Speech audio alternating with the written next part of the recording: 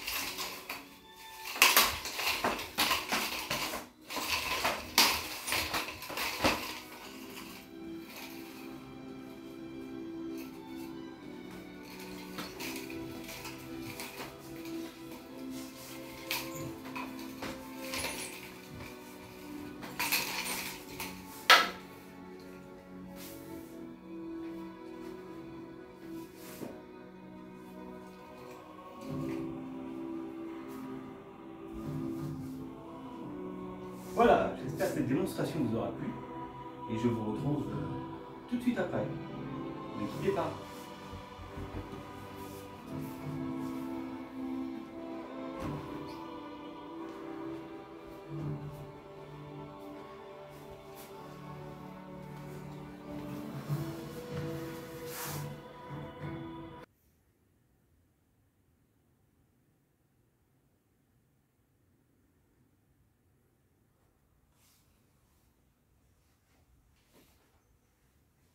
Ah.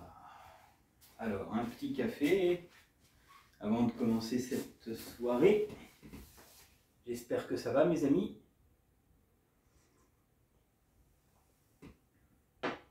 Que vous êtes bien posés sur votre lit ou votre canapé, devant votre PC, à me regarder. Voilà. Donc, ce soir, donc, nous allons parler de Jet Li, de sa carrière, de sa biographie, et ainsi qu'il y a un film qui avait très bien marché à l'époque, c'était Le Maître d'Armes. Mais d'abord, je vais un peu vous raconter la biographie et ce fameux Jet Li, qui est quand même un acteur très très connu, après Jackie Chan et d'autres, hein, voilà. Donc, Jet Li, son vrai nom, Li Liangjia, chinois simplifié, je précise, et en chinois traditionnel, Li Lianjie, voilà. Né le 26 avril 1963 à Pékin, en Chine. Pratique les arts martiaux et il est l'auteur et producteur de champions de wushu singapourien. Voilà. Voilà. Il a commencé sa carrière à l'étranger en 1998 avec un film que vous connaissez tous, donc L'Arme Fatale 4, avec Mel Gibson et Danny Glover. Voilà. Il a joué aussi Roméo doit mourir, qui est sorti en 2000. Voilà. Ou encore aussi Le baiser mortel du dragon, qui est sorti en 2001. Il a continué également à tourner des films chinois, notamment en 2010, avec à l'affiche Expendable Unité Spéciale, avec Sylvester Stallone, Arnold Schwarzenegger, Bruce Willis et Jason Statham, et Dolph Lundgren. Il a joué dans le deuxième, qui avait fait aussi un succès, et il avait joué aussi dans le troisième, en 2020. Non, le troisième qui est sorti. Et après, il a tourné dans Mulan en 2020, qui a été pas mal. Mulan était tiré de Disney, mais le Mulan qu'ils avaient fait en chinois était un peu différent du Disney que vous connaissez, du moins pour les enfants et pour les grands enfants. Hey. Voilà, donc sa biographie. Jet Li pratique les arts martiaux chinois dès son plus jeune âge. En 1971, il entre à l'école d'athlétisme Xinchanjie, voilà, où il intègre l'équipe d'arts martiaux. Voilà. En 1975, lors des 3e Jeux nationaux de Chine, dans les catégories des arts martiaux, désignant alors la lance et la boxe, il finit 2e, puis gagne 5 fois d'affilée le titre de champion national chinois du wushu. Dans la discipline du shangguan, voilà, et du maniement du sabre aussi, et de la lance, et ainsi que de la boxe au combat. Voilà, voilà. D'ailleurs, dans le maître d'armes, vous le voyez utiliser ces armes-là. Voilà. Ensuite,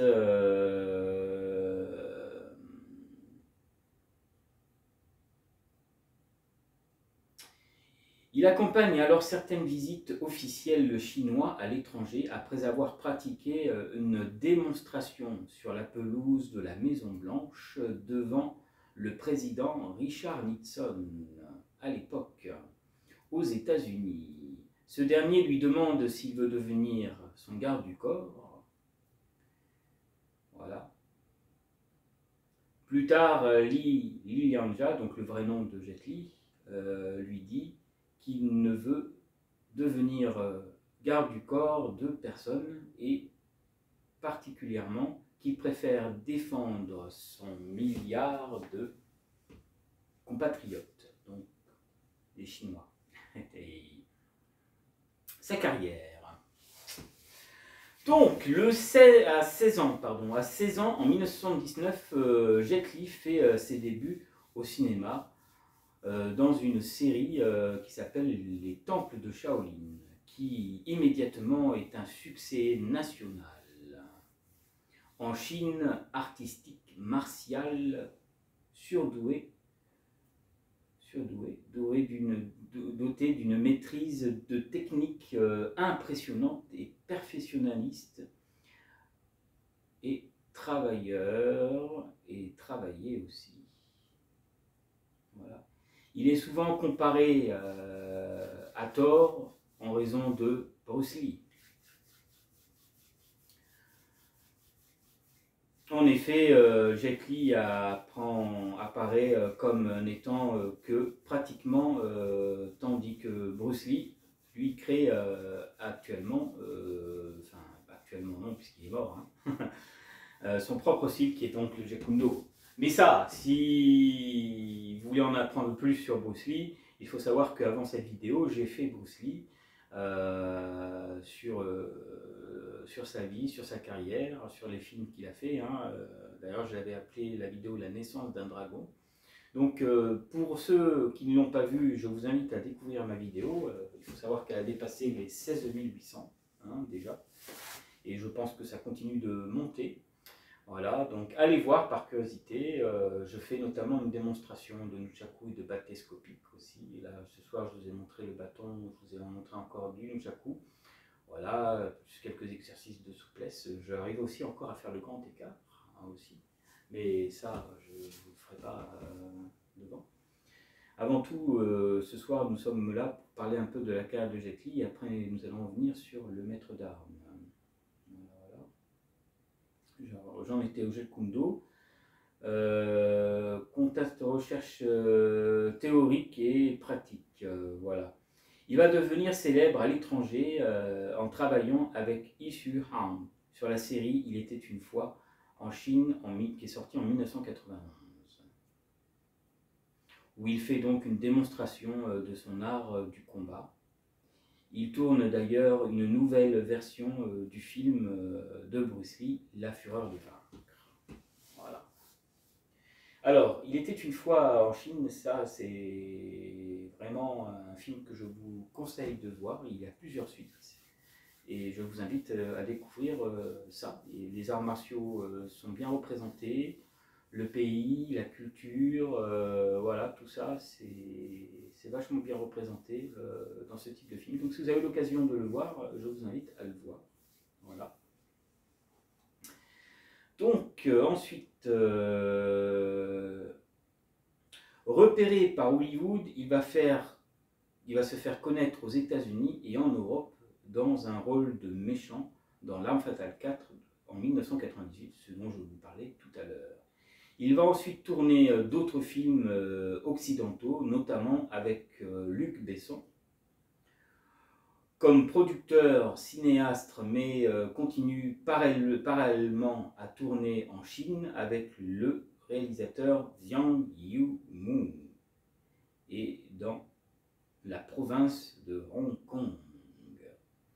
Dans les années 2000, il joue Roméo doit mourir, Danny the Dog, The One, Rogue et l'ultime affrontement en sursis, et le film que nous allons parler ce soir, Le Maître d'Armes, qui est sorti en 2006. Mais il faut savoir aussi qu'il a tourné notamment en 2000, il tient le rôle de Yin Yang, donc le bien et le mal, dans Expendable Unité Spéciale. Voilà. Voilà, Indispensable pour la version anglaise, aux côtés de Sylvester Stallone et Jason Statham, comme je vous ai mentionné tout à l'heure. Il est de nouveau au casting de la suite pour Expendable 2 et le 3, où d'ailleurs dans le 3 il aura un petit rôle, vraiment tout petit. Voilà. Alors, dans sa vie privée, depuis 1999, il est marié à Nia Lin Ching. Voilà. qu'il a rencontré sur le tournage de The Defector, avec lequel il a 2 filles, Jeanne, née en 2000, et Jada, née en 2003. Voilà.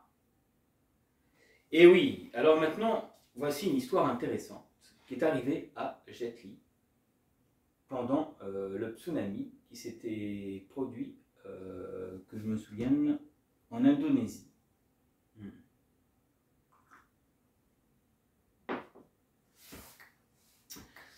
En 2004, lors du tsunami indonésien, en vacances, surpris par la vague, il est sauvé ischémique par des pêcheurs. En 2013, il est révélé que l'acteur souffre d'une maladie qu'on appelle hyperhidroïdie. Il explique fin 2013 à la télévision chinoise qu'il se bat depuis 2010 contre cette maladie. Donc, oui, notre ami Jet Li, aujourd'hui, il est toujours en vie, il a 60 ans, mais il se bat avec cette maladie depuis déjà quelques temps. Et il faut savoir aussi que, bon, quand vous le voyez aujourd'hui, il a vraiment pris un coup de vieux. Ça, c'est incroyable, la transformation due à sa maladie. Je pense qu'il a dû avoir des choses qui ont dû empirer. Et les fans, bien sûr, qui aiment Jet Li s'inquiètent à la carrière de l'acteur. Regardez Bruce Willis, notre pauvre Bruce Willis atteint d'aphasie qui n'est pas très facile pour lui aussi. Donc voilà, donc après nom de naissance de Jet Li, c'est Li Yanja, voilà. Surnom Jet Li, Ningendo, cause Orom Team 66, voilà. Naissance le 26 avril 1963, donc il a 60 ans, Pékin, Chine. Nationalité, alors il a plusieurs nationalités, nationalité chinoise, nationalité américaine en 1996 jusqu'en 2009, et nationalité singapourienne depuis 2009 aussi. Voilà. Donc, voilà mes amis pour la carrière de Jet Li. Je vous ai dit en tout sa carrière. Voilà. Maintenant, nous allons parler de, je vous laisse deviner, le film Le Maître d'Armes, sorti en 2006. Alors, Le Maître d'Armes, Huo Jia, qu'interprète justement Jet Li, est un film américano-hongkongais réalisé par Ronnie Yu. Sorti en 2006, le film est vaguement basé sur la vie de Huo Jia, un maître des arts martiaux qui défiait les combattants étrangers. Dans cet événement, très médiatisé, à une période où un nationalisme chinois émerge à cause de l'impérialisme japonais. Alors, une fois de plus, le japonais est encore le méchant. Qui érode le pays pendant les dernières années de la décennie Qing. Q-I-N-J. Donc, 1644 à 1911. Voilà. Avant que naisse la République chinoise. Alors, il faut savoir que dans cette période, la Chine est envahie encore par le Japon et est envahie aussi par les Occidents, donc les Anglais, les Américains et les Français, qui veulent imposer leurs lois, qui veulent imposer leur religion, comme le christianisme, comme quoi d'autre encore, il y en a plein, voilà. Le Coran aussi, parce que la Chine, faut savoir qu'elle a été envahie par beaucoup de gens, donc voilà, et l'argent, voilà. Donc c'est une phase pour la Chine qui est très difficile. Aujourd'hui, maintenant, elle est reconnue comme une des villes mondialement puissantes, maintenant, voilà. Et donc, voilà, donc cette période-là est et très difficile pour la Chine. Voilà, donc le synopsis. Le synopsis raconte que le film retrace de façon romancée de la vie de Huo-ja, authentique fondateur de la Fédération des sports Ji-Yu, surnommé le tigre à face jaune. Grand expert en arts martiaux, il était réputé pour avoir compris la première essence des arts martiaux et rendu au début du XXe siècle. Sa fierté à une nation chinoise alors humiliée par diverses puissances étrangères et commercée par le Japon. Voilà. Le maître d'armes qui mélange réalité et fiction retrace son légendaire défi contre des champions étrangers. Voilà donc le synopsis de Huo-ja, voilà, enfin du maître d'armes, pardon, et ainsi que Huo-ja, que le personnage joue Jet Li. Alors il faut savoir que Huo-ja est une personnalité qui a vraiment existé. Je vais vous raconter un peu son historique. Voilà, donc il est ici, voilà. Voilà, Huo-ja, chinois, mentionné en pinyin, Huo-ja Hao. Voilà, cantonais, Huo-ja Fing Fort. Voilà. Né le 18 janvier 1868 à Tianjin. Et il est mort le 14 septembre 1910. Et un pratiquant de Minzong Quan, l'un des styles des arts martiaux chinois devenu légendaire pour ses combats victorieux contre des étrangers, bien que leur réalité soit controversé et considéré comme un héros national chinois.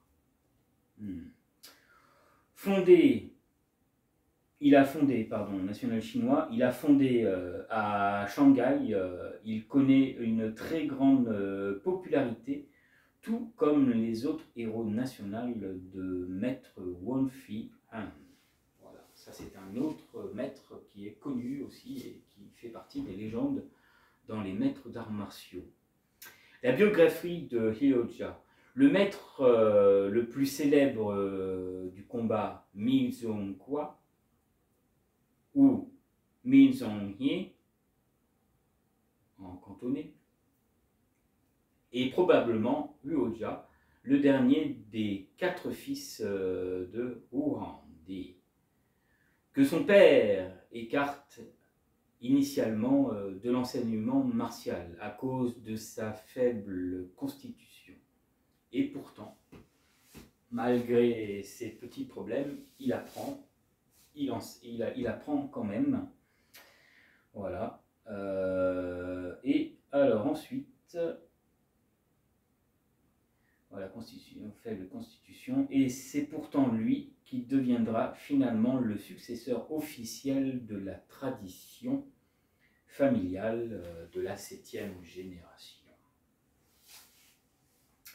Sa famille exerce le métier dangereux de convoyeur de marchandises à l'époque.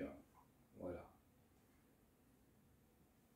Il soutient la création de l'école Jinwu. Voilà. En septembre 1910, Huo-ja doit relever un défi d'une école japonaise de judo de Shanghai. L'issue de ce défi est contestée, mais il meurt peu de temps après. Voilà. Ce qui laisse place à des rumeurs d'empoisonnement par vengeance. Et dans le film Le Maître d'armes, justement, il se passe quelque chose comme ça. Étant donné que c'est un maître en arts martiaux et qui est très puissant, Les gens ont peur de lui, et à l'époque, les Occidentaux, qui sympathisaient avec les Japonais, craignaient de perdre leur fric, craignaient de leur perdre un peu leur bourse et leur pouvoir qu'ils avaient dans le pays. Voilà. Donc, lors de ce combat qui va se produire, Ryoja va rencontrer un Japonais très honorable, très sage, qui va donc l'emmener à une cérémonie japonaise, et ils vont échanger tous les deux au niveau des arts martiaux. Voilà. Ce Japonais qui va affronter, c'est quelqu'un de loyal, il veut combattre avec loyauté, sans tricher. Voilà. Donc, à un moment, ils parlent et ils font un échange d'arts martiaux en expliquant qu'il n'y a pas de meilleurs arts martiaux, que d'autres. Tous les arts martiaux sont équilibrés et sont les mêmes. Il n'y a pas un qui est plus puissant que l'autre. Voilà. Donc, ça, c'est un passage qui est très important dans le film. Et le passage aussi qui est triste, malheureusement, au moment où il affronte le dernier combat, où il affronte le Japonais, voilà. Et ben, le Japonais politicien, qui est en coopération avec l'anglais, le français et l'américain, ne veulent pas perdre le match, ils veulent l'emporter. Alors ils décident d'empoisonner le thé de Ryoja. Voilà. Et donc du coup, alors qu'il boit son coup, et ben, d'un coup, il crache comme du sang noir. Donc on comprend qu'il est empoisonné. Et donc le combat, malheureusement, n'est pas équilibré. Et ça, le Japonais qui l'affrontait ignorait totalement que le politicien corrompu japonais avait fait ça avec l'Occidentaux.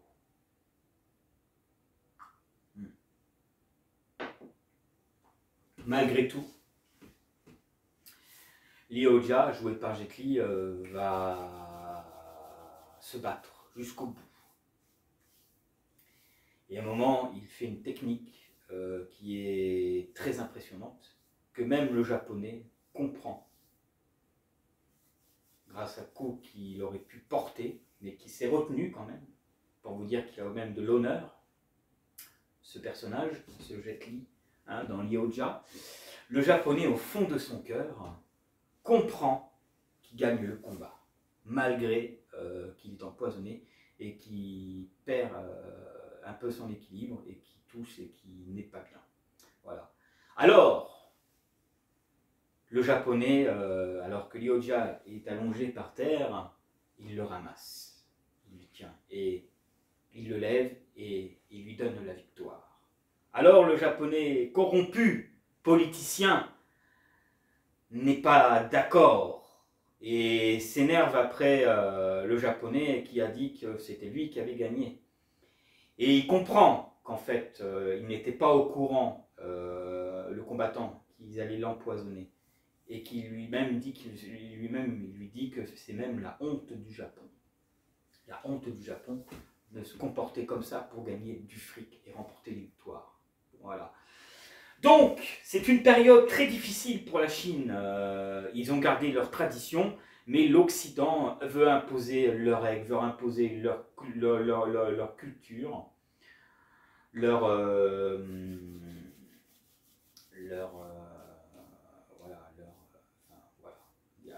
j'ai perdu le mot, mais bon, je vous l'ai dit tout à l'heure, voilà, leur religion, voilà, religion.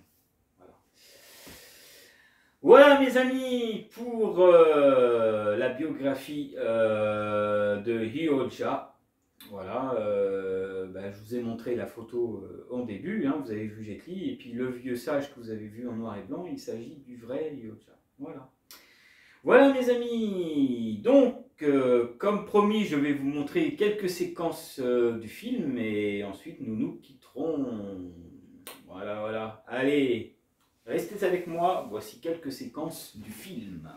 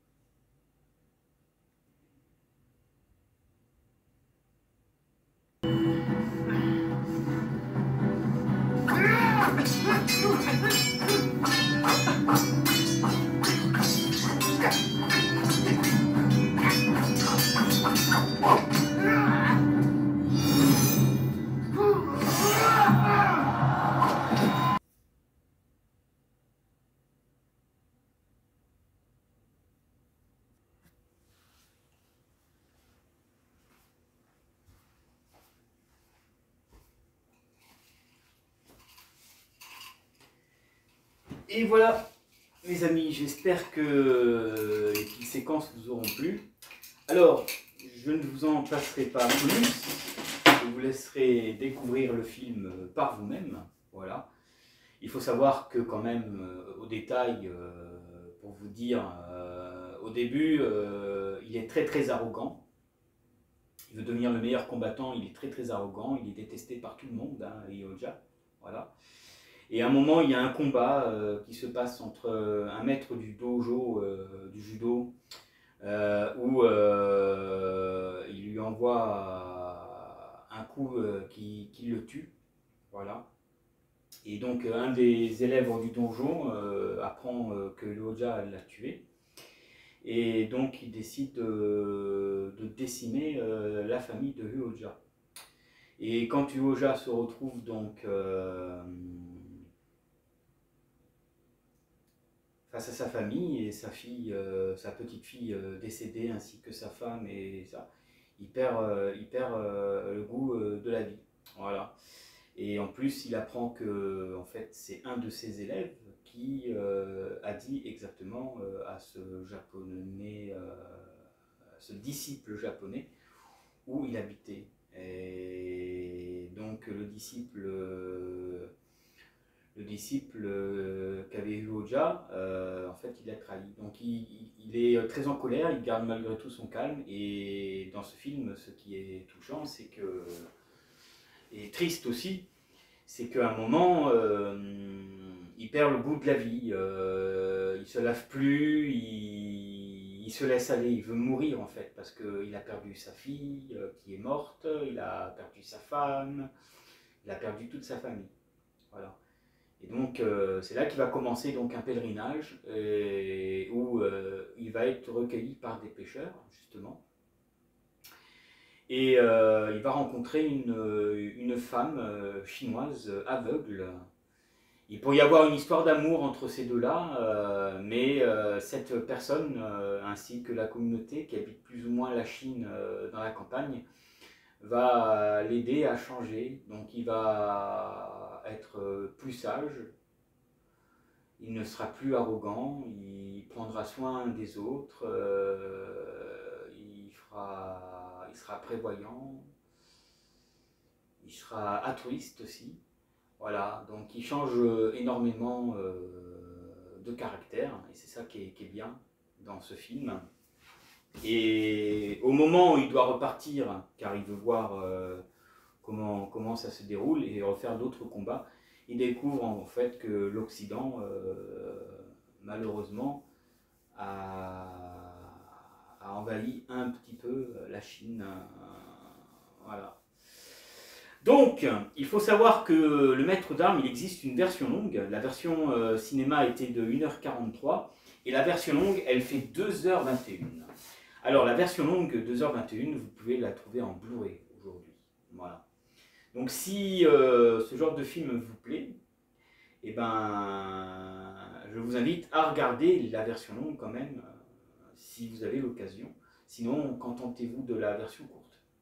Mais la version longue quand même est quand même plus intéressante. Voilà. Donc, nous allons nous quitter en images et en musique, comme d'habitude. Mes abonnés, je vous remercie de tout cœur, une fois de plus. Hein, je fais une dédicace à mes partenaires, Dédé, Dark, la séance de minuit, et tous mes potos de Toulouse. Voilà. Je vous salue. Et j'arrive toujours pas à m'y remettre de voir que ma vidéo sur Bruce Lee a fait un gros succès. Je ne sais pas si le Maître d'Armes aura autant de succès, mais j'espère que ça vous plaira. et que ça vous donnera envie de voir ce film. Voilà mes amis, il est temps pour moi de vous dire de passer une bonne fin de soirée ou une bonne journée si vous regardez cette vidéo l'après-midi. Prenez soin de vous et je vous dis à la prochaine, pour la prochaine sur Fenris TV et pour d'autres aventures, les amis. Prenez soin de vous. Bye.